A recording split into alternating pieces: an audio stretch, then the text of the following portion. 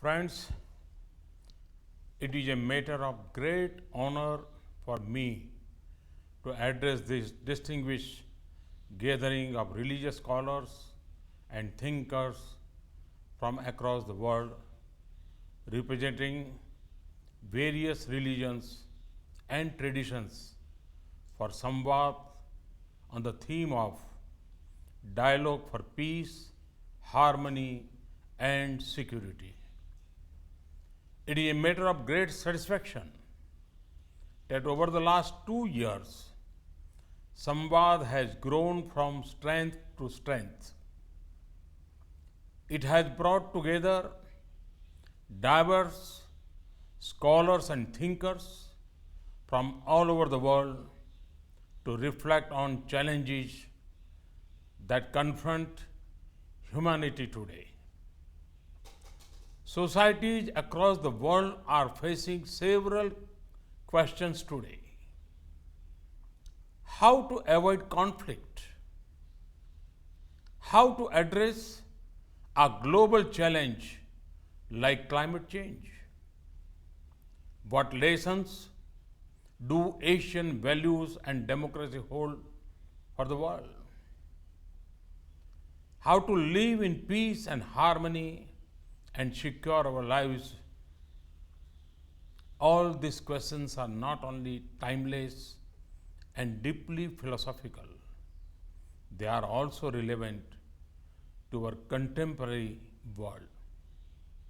It is only natural that the search for answers be led by humanity's longest traditions of thought rooted in various religions, civilizations, and multiple streams of spirituality.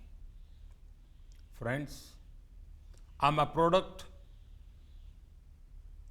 of the ancient Indian tradition that firmly believes in dialogue on difficult issues. The ancient Indian concept of Tarka Shastra is founded on dialogue and debate as the model for exchange of views and avoidance of conflict. In Indian mythology, Krishna killed Kans, and Prince Siddhartha, who later became Lord Buddha, saved a dog hurt by an arrow shot by his brother.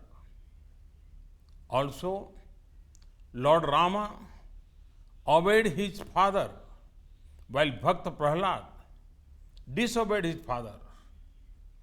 On the surface, this may appear contradictory, but the purpose of each action was to uphold dharma, which has sustained Indians from ancient to modern times.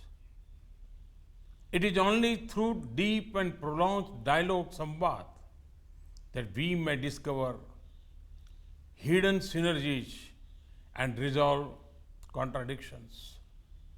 Samvad is also the only way to cut through deep-rooted religious stereotypes and prejudices that often arise due to misconception and divide communities across the world and sow seeds of conflict between nations and societies.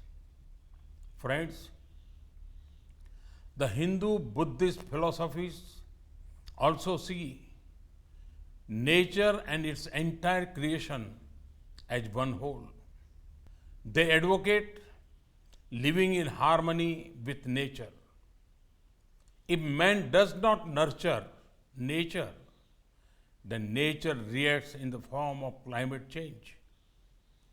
Environmental laws and regulations, while essential in any modern society, afford only an inferior protection to nature.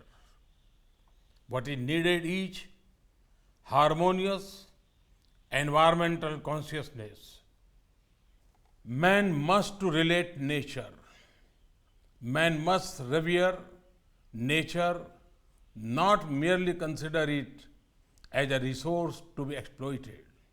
Friends, Asia, the world's most populous geography, is amazingly complex and wonderfully varied. It is also home to an incredible diversity of spiritual and philosophical traditions.